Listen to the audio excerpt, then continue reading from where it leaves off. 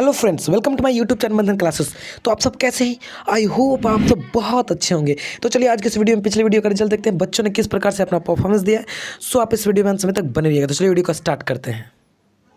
तो आज के इस टेस्ट में टोटल नंबर ऑफ स्टूडेंट की बात की जाए तो स्टूडेंट टोटल नंबर थे, मैं दिखा देता हूँ यहाँ पे 17 स्टूडेंट। देखिए टोटल 17 स्टूडेंट पार्टिसिपेट किए थे, जिसमें से फर्स्ट रैंक लाई है वो है सुधा, वेरी टैलेंटेड गर्ल सुधा कुमारी फर्स्ट लाई है। सेकेंड है जो किशोर इनके है, फिर आदि थर्ड लाए हैं।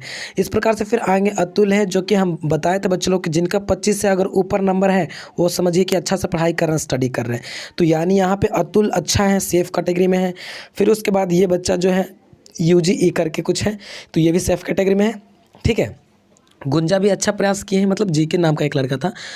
तो इस तरह से बच्चे काफ़ी अच्छा प्रयास किए हैं। ठीक है ना, हम चाहते हैं कि आप जो भी बच्चे टेस्ट को देते हैं, अगर 30 क्वेश्चन हम पोलिंग देते हैं, पोल करते हैं, तो उसमें से 30 में से 25 नंबर आपका आना बहुत ज़रूरी है। अगर आप 30 में से 25 नहीं ला रहे हैं, इसका मतलब मैं समझ जाऊँगा कि आप वीडियो को अच्छा से नहीं वॉच कर रहे हैं, यानी आप प्रश्न को नहीं याद कर रहे हैं। मेरा मतलब ये है कि आप वीडियो को देखिए या मत देखिए, बट 30 में से आपका 25 नंबर आना चाहिए, ये मेरा टारगेट है।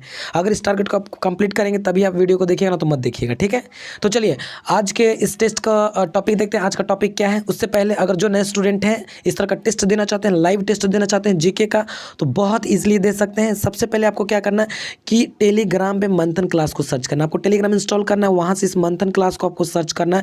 जैसे सर्च करेंगे तो इस तरह का इंटरफेस आ जाएगा, वहाँ से आपको ज्वाइन कर लेना है। ज्वाइन करने के बाद हम वहाँ पर आपको टाइम का अपडेट दे देंगे कि किस टाइम कौन सा टेस्ट होगा।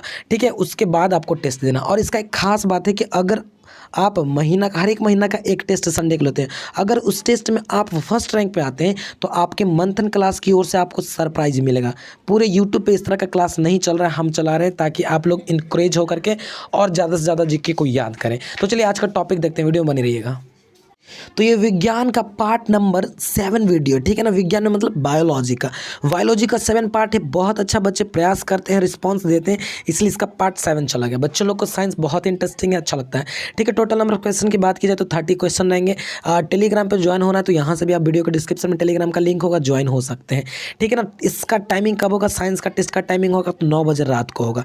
बहुत ईजी से आराम से 10 मिनट में टेस्ट फाइनल कर लेंगे। 10 मिनट से भी कम लगता है, 6-7 मिनट में टेस्ट हो जाता है। तो चलिए आज का पहला क्वेश्चन देखते हैं बिना टाइम को गवाते हुए। पहला क्वेश्चन कुछ इस प्रकार से है कि किसके द्वारा आनुवांशिकता के विज्ञान को आनुवांशिकी कहा गया है, यानी किनके द्वारा, कौन कहे इसको, तो वाटसन कहे। कौन कहे? वाटसन। मैं बताता हूँ आनुवांशिकता क्या होता है। तो देखिए आनुवांशिकता एक पीढ़ी दर पीढ़ी चलने वाले एक गुण होते हैं, यानी एक पीढ़ी से दूसरे पीढ़ी में जो गुण ट्रांसफर होता है उसी को हम लोग आनुवांशिकता कहते हैं, जिसको इंग्लिश में जेनेटिक्स बोलते हैं। ठीक है ना, तो ये होता है, इसको वाटसन ने आनुवांशिकी का नाम दिया है। ठीक है, जेनेटिक का। नेक्स्ट क्वेश्चन देखते हैं यहाँ पे कि आनुवांशिकी उत्परिवर्तन होता है। आनुवांशिकी उत्परिवर्तन क्या होता है, तो क्रोमोसोम, यानी क्रोमोसोम ट्रांसफर होता है एक पुरुष से दूसरे पुरुष, मतलब खानदानी जो चलते आता है, जिसके मेरे पिताजी है, मेरा पिताजी का जो भी गुण होगा वो मेरे अंदर आ जाएगा। ठीक है ना, तो वो होता है। तो आनुवांशिक का उत्परिवर्तन क्या होता है, क्रोमोसोम। नेक्स्ट क्वेश्चन देखते हैं कि सेल नाम किस जीव वैज्ञानिक ने सर्वप्रथम दिया है। तो जैसा कि आपको पता है कि कोशिका का खोज रॉबर्ट हुक ने किया था। ठीक है ना, उसी प्रकार से सेल्स का नाम भी रॉबर्ट हुक ने यहाँ पे दिया है। ठीक है ना, सेल्स का। चलिए आपको पता ये भी है कि सेल्स हमारे शरीर का सबसे छोटा यूनिट है, इकाई है, जिसके अंदर बहुत से कोशिकांग होते हैं। ठीक है ना, कोशिका का अंग होते हैं, इसको हिंदी में कोशिका बोलते हैं, और ये हमारे शरीर का सबसे छोटा इकाई है। आपसे पूछेगा तो इकाई कोशिका बताइएगा। नेक्स्ट क्वेश्चन देखते हैं कि कोशिका में प्रोटीन संश्लेषण कहाँ होता है।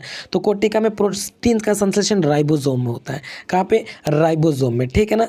नेक्स्ट क्वेश्चन देखते हैं, एक लाइसोसोम होता है, एक राइबोसोम होता है। नेक्स्ट क्वेश्चन है यहाँ पे कि 80% से अधिक सेल में पाया जाने वाला पदार्थ क्या है। 80% से भी अधिक, तो सेल में सबसे ज़्यादा सेल में जल पाया जाता है, जिसको हम लोग वैक्यूल्स बोलते हैं, यानी जिसको रसधानी बोलते हैं, उसमें सबसे ज़्यादा जल पाया जाता है। यानी सबसे ज़्यादा अगर जल बोला जाता है तो पादप में सबसे अधिक मात्रा में जल पाया जाता है, क्योंकि उसमें जो वैक्यूल्स होते हैं, यानी जिसको रसधानी बोलेंगे, तो वो बहुत बड़े बड़े होते हैं जंतुओं की अपेक्षा। ठीक है ना, तो जल सबसे ज़्यादा पाया जाता है। आपको ये भी पता है कि एक मनुष्य में 65 से 80% तक जल पाया जाता है, ये भी आपको पता होना चाहिए।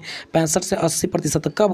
उसके 65 से 80% सामान्य मनुष्य में। ठीक है ना, ओके, नेक्स्ट क्वेश्चन देखते हैं कि गोल्जी काय का प्रमुख कार्य क्या है। गोल्जी काय का प्रमुख कार्य श्रावित करना, यानी शरीर में जो भी सेल्स में जो अंग टूट फूट गए, जो काम नहीं कर रहे, वो इसको क्या करेगा, श्रावित करेगा, बाहर निकालने का काम करेगा। नेक्स्ट क्वेश्चन देखेंगे कि किसकी उपस्थिति के कारण किसी पादप कोशिका और पशु कोशिका में अंतर पाया जाता है। तो कोशिका भित्ति के कारण। देखिए मैं आपको बताता हूँ, ठीक है, कोशिका भित्ति कारण।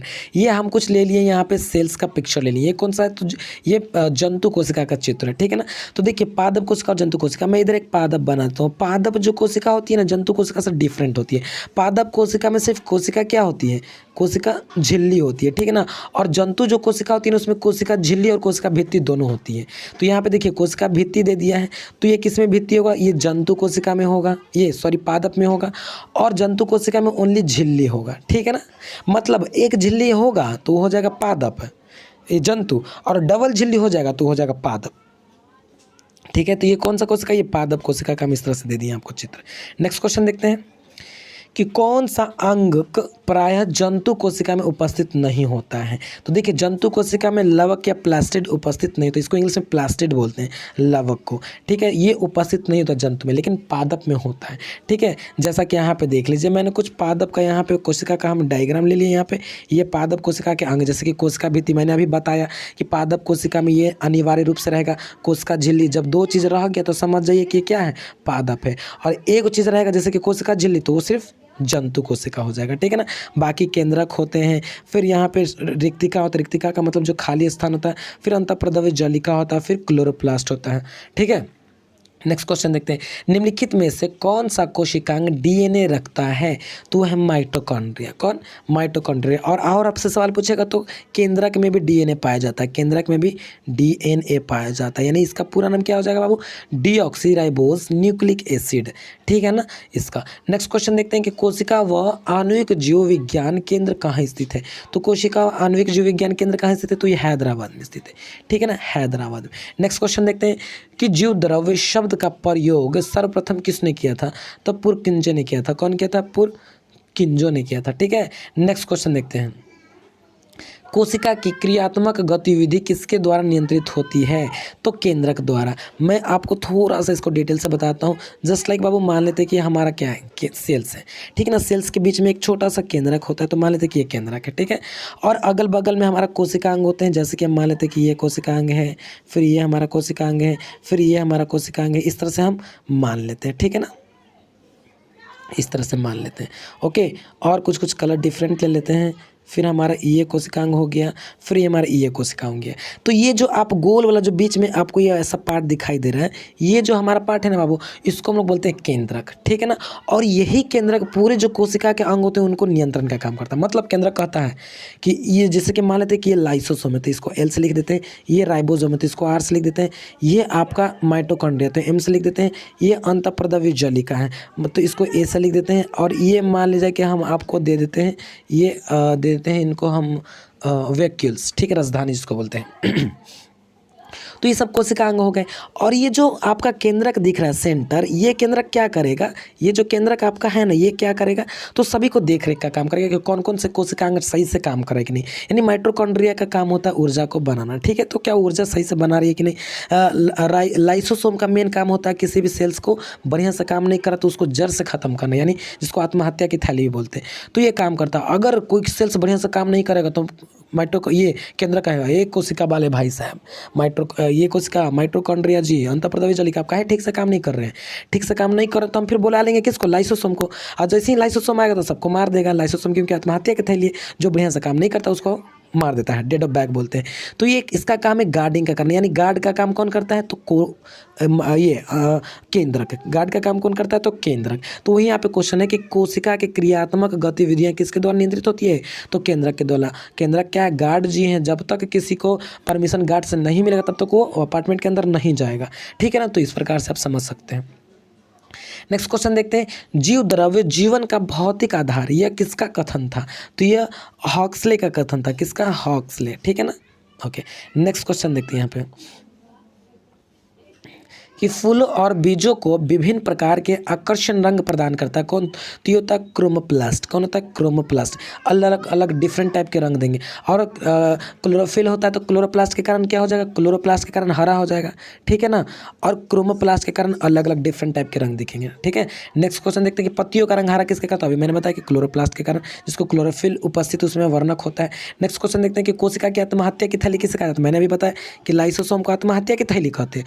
और यही जो लाइसोसोम है, अगल बगल की कोशिका बढ़िया से काम नहीं कर रहा है तो केंद्रक चुगली कर देता है, मतलब गार्ड जी कि देखिए सर, अगल बगल के बच्चा लोग क्या कर रहा था? धांधली कर रहा था, बढ़िया से काम नहीं कर रहा है। तो लाइसोसोम आएगा पूरा गुस्सा में और वहाँ पे अपने आप को क्या कर लेगा? ब्लास्ट कर लेगा। तो अगल बगल के जितने भी सेल्स हैं, अंग हैं कोशिका के, सब मर जाते हैं। तो इसलिए इसको आत्महत्या की थैली भी बोलते हैं। समझ गए? नेक्स्ट क्वेश्चन देखते हैं कि जीवन का भौतिक आधार है। जीवन का भौतिक आधार क्या है? तो प्रोटोप्लास्ट, जिसको हम लोग हिंदी में बोलते हैं जीव द्रव्य। क्या बोलते हैं? जीव द्रव्य, ठीक है। नेक्स्ट क्वेश्चन देखें, जीवन का इकाई बोलेगा ना तो कोशिका बोलिएगा, कोशिका जीवन का इकाई बोलेगा, तो ठीक है ना बाबू। नेक्स्ट क्वेश्चन देखते हैं कि न्यूक्लियस की खोज सर्वप्रथम किसने किया था? तो ब्राउन ने किया था। रॉबर्ट, इनका पूरा नाम क्या है? रॉबर्ट ब्राउन, ठीक है। न्यूक्लियस, न्यूक्लियस का मतलब केंद्र का, केंद्र का मतलब सेंटर, समझ रहे हैं ना। कोशिका के बीच में जो होता है उसका खोज कौन किया था? तो रॉबर्ट ब्राउन ने। चलो नेक्स्ट क्वेश्चन देखते हैं कि माइटोकॉन्ड्रिया किसके अनुपस्थिति में होता है? माइटोकॉन्ड्रिया किसके अनुपस्थिति में होता है? तो जीवाणुओं की अनुपस्थिति में। माइटोकॉन्ड्रिया किस में अनुपस्थित होता है? ये क्वेश्चन है ना। माइटोकॉन्ड्रिया किस में अनुपस्थित होता है? तो जीवाणुओं में, यानी जीवाणु में अनुपस्थित होती है, यानी सेल्स में पाया जाएगा, ठीक है। नेक्स्ट क्वेश्चन, भोजन का अनिवार्य अवयव है। भोजन का अनिवार्य अवयव कार्बोहाइड्रेट, ठीक है, भोजन का अनिवार्य। नेक्स्ट क्वेश्चन देखते हैं कि निम्नलिखित में से कौन सा पदार्थ मानव शरीर में ईंधन का कार्य करता है? तो कार्बोहाइड्रेट से। ईंधन मतलब जैसे कि किसी भी चीज़ को चलाने के लिए ऊर्जा की आवश्यकता होती है, तो जस्ट लाइक वो ईंधन की आवश्यकता ये पूरा करता है कार्बोहाइड्रेट्स। कार्बोहाइड्रेट्स मैं आपको थोड़ा समझा देता हूँ कि जैसे कि देखिए, आप कोई भी चीज़ को खाते हैं, खाने के बाद प्रोटीन वसा ये सब आपके शरीर में जाता है, तो वो सब मिल जाता है, तो उसका सम्मिलित रूप को हम कार्बोहाइड्रेट्स बोलते हैं, ठीक है।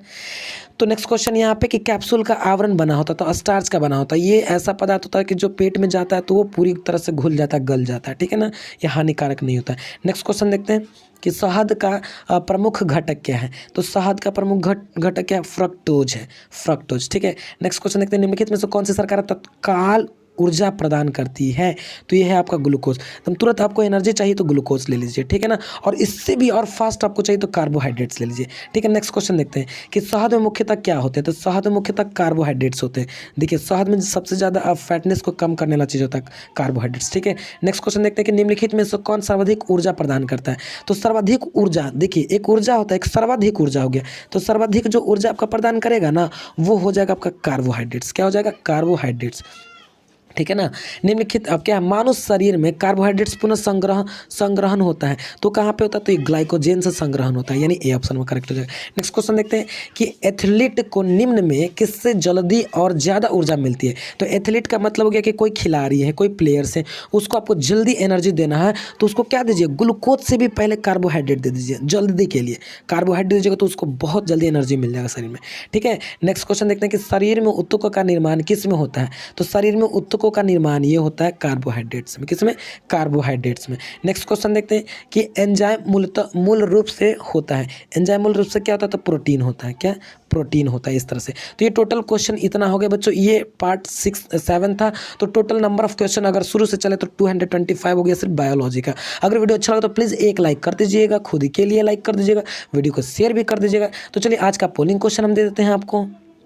तो ये कल का क्वेश्चन हम पोलिंग क्वेश्चन दे रहे हैं, ठीक है ना। कि खैरा रोग जो होता है, कल में हम आपको दिए थे, कल का जो वीडियो आप देखे हुए, तो खैरा रोग किस फसल से संबंधित है आपको ये बताना। ये खैरा रोग जो है किस फसल से संबंधित है, तो इसका जवाब आपको कमेंट बॉक्स में बताना। देखते हैं सबसे पहला कमेंटेटर कौन होता है, कौन बच्चे सबसे पहला जवाब कमेंट बॉक्स में देते हैं।